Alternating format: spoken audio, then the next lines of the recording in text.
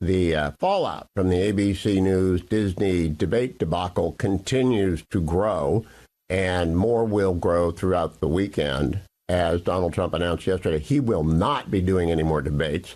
And I think he's right in that choice. But I'll talk about it this hour, the debate that happened, the fallout with Rich Lowry, who is the editor-in-chief of National Review, and Andrew C. McCarthy, former federal prosecutor at the Southern District of New York, author, columnist, and, of course, co-contributor with Rich Lowry on the McCarthy Report podcast.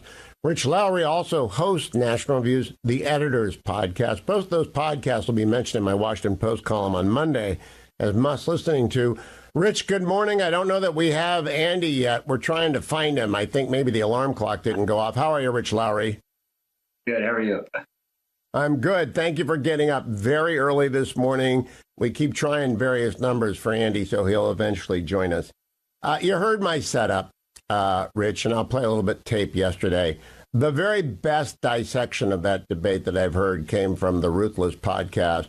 Josh Holmes has negotiated these before.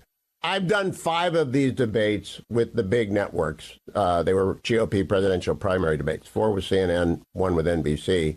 I know how they're run. I know how they're scripted. I know how the preparation goes on, 30 to 50 people, top brass. Muir and Davis don't bear all of the weight for what happened. But what I heard, I listened to the McCarthy Report. Everyone should. I have not listened to the editor's emergency podcast yet. I will today. Your assessment, I know that Trump could have done better. He ought to have prepared more, all that stuff.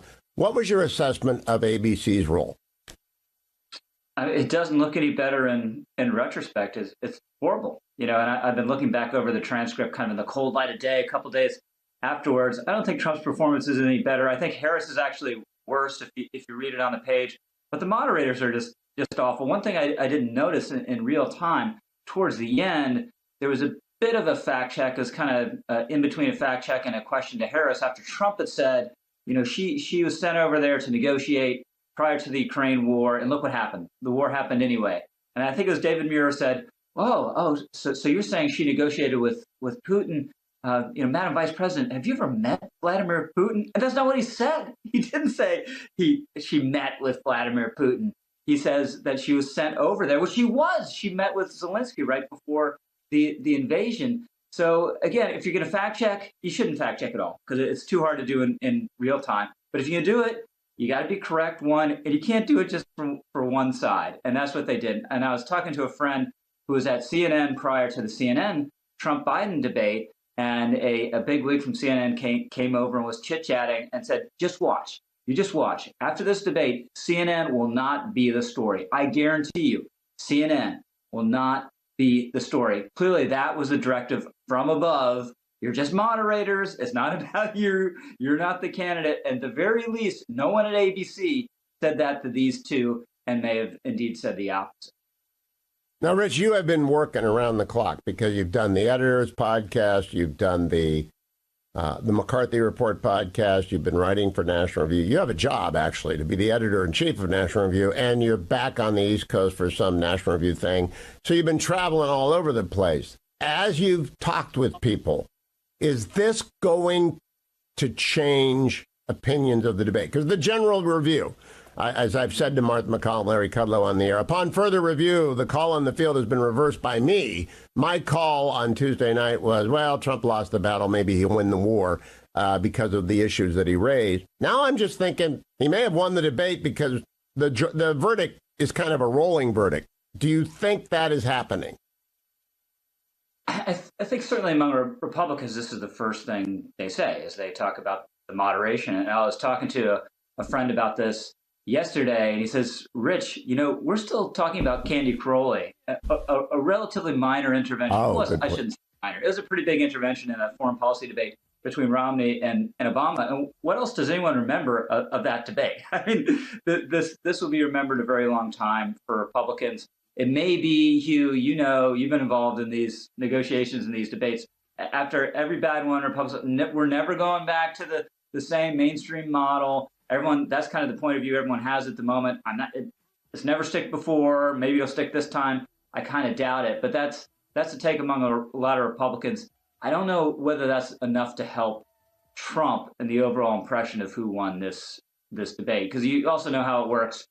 People say he lost, and you ask people over time, and the defeat is magnified by hearing all the pundits and commentators say it. I'm not sure how much it matters. If you're still leading on the economy and the border and inflation, not sure how it matters. It matters very much. But she cleared a kind of bar the other night. She did clear a bar. The question is upon further review. In fact, let me play for you something I said to Larry Kudlow on Wednesday, cut number 19, which is real. Your take on any of this? Well, I want to say kudos on your riff, Larry, because the oldest cliche in news is also true. First reports are usually wrong. Oh, and the first reports last night are that, Trump lost, Harris won. Over the course of the day, I have been seeing three things emerge. Trump was okay. Not his best, but he did get in some haymakers. His closing statement was best. And anytime you're focusing on migration, you're winning. Kamala Harris, by contrast, was at her best, and it wasn't very good. And then third, and I think this matters a lot, it was the worst presidential debate in modern history. I do not believe even an independent or even a moderately fair Democrat will conclude other than that was an ambush. And as that settles in, as people study what Alex just referred to, the vice president did not answer one question, nor did ABC, which is owned by Disney, ask one question about China. Not one question. I was thinking of their theme parks, their merchandising. Yep. I thinking about the NBA. Didn't talk about China. Not one question about Iran. They did not bring up our hostage who was executed along with 5 others in Israel on the 10/7. I am so amazed at the unprofessionalism and the deeply disrespectful of America, as Katie mentioned, performance by ABC. I think by the weekend, Trump may have won this. It's a moving river of opinion that gathers force. And at this point, I wanted more. I wanted perfection. But that was the best the vice president's ever going to be. She's not very good. Rich, you can't hurt my feelings. Am I wish casting there, or might that happen? I'm not sure that's going to happen with the general public.